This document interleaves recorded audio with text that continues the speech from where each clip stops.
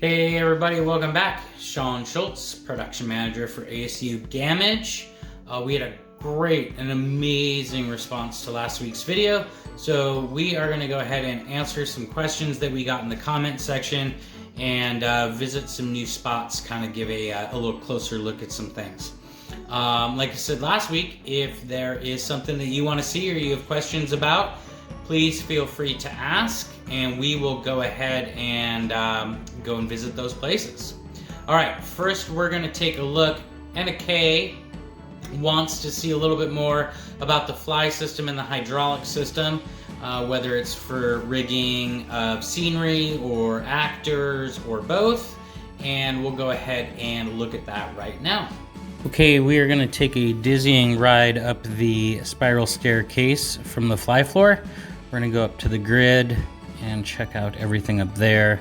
We're going to pass, here's the mid-rail loading gallery. So we load weights from the mid, and then there's a lower upper and an upper gallery as well. We use the fly system 99% for backdrops, set pieces, things like that. We never really hang anyone from the fly system as far as an actor.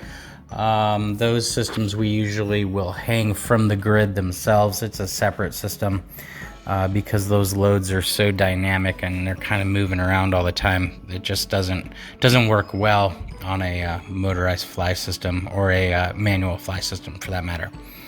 All right, we made it. We're to the grid. This is where all of the winches and head blocks and loft blocks and shivs and everything are for our fly systems. Walk past this little pool noodles that are taped here. Actually, pool noodles are a theater's best friend. We tape them everywhere, basically to protect our heads, because we hit our heads on all this stuff on a daily basis. There's only about 8 feet from the grid to the actual ceiling of the building, so there's not a ton of room here. A little note for the riggers to make sure they don't hang anything from the winch drums here. These are the winch drums.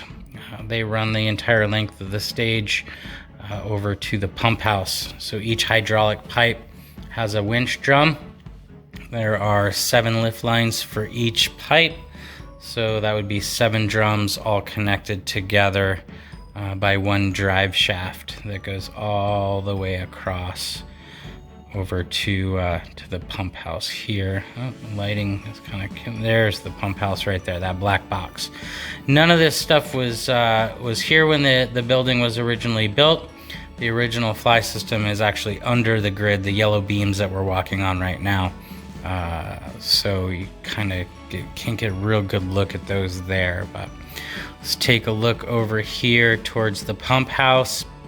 That pump house is basically a giant hydraulic oil tank with some high-speed motors, high-pressure motors to compress that hydraulic fluid, and then it's sent through valves that control the motors of the hydraulic system. Some lifting equipment, some rigging stuff that we use on a regular basis that we kind of just store up here because we use it all the time. Everything's secured off so that nothing falls or can hit the ground. And that's a big thing for us. There's another look here, just some more winches and things that we can use to move stuff around. Shot of our electric winch that we use to bring real heavy stuff, and a spiral staircase going down stage left. We're in the pump house. These are the valves and control valves for the hydraulic fly system.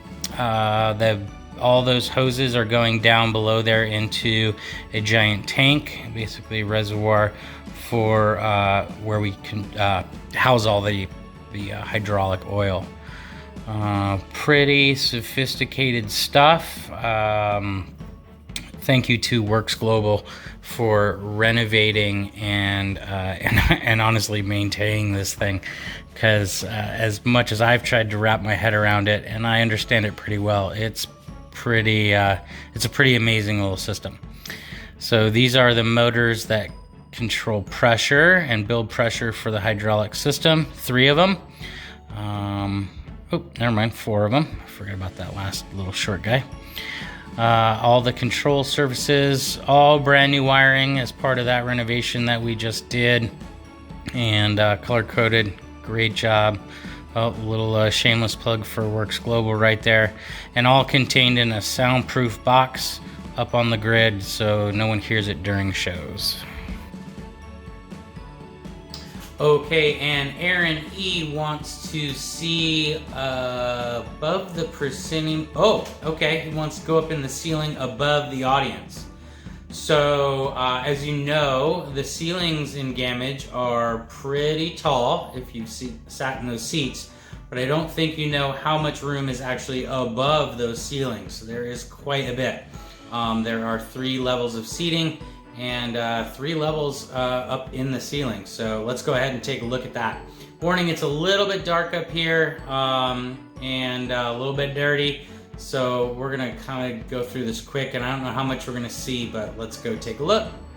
Okay, well, I saved you the 80-foot climb up the ladder to get up here. One place we don't have a spiral staircase. So right now we are directly above the downstage edge of the stage, probably, I guess, right above rows A, B, and C, or the orchestra pit, if you've seen that. So the area there to the left is where the sound systems hang, and motor controls for the house sound system are all kind of tucked in there. So you can see just a lot of insulation. A lot of these catwalks were actually added after the fact as well. A lot of this stuff didn't exist when the original building was built either. So this stuff was all added for ease of show. Right now we work our way up here. We are about halfway through the house, and here we're gonna go up and we will be about grand tier level, about the top of the grand tier, almost lower part of the upper balcony, I guess, if you can get your bag there.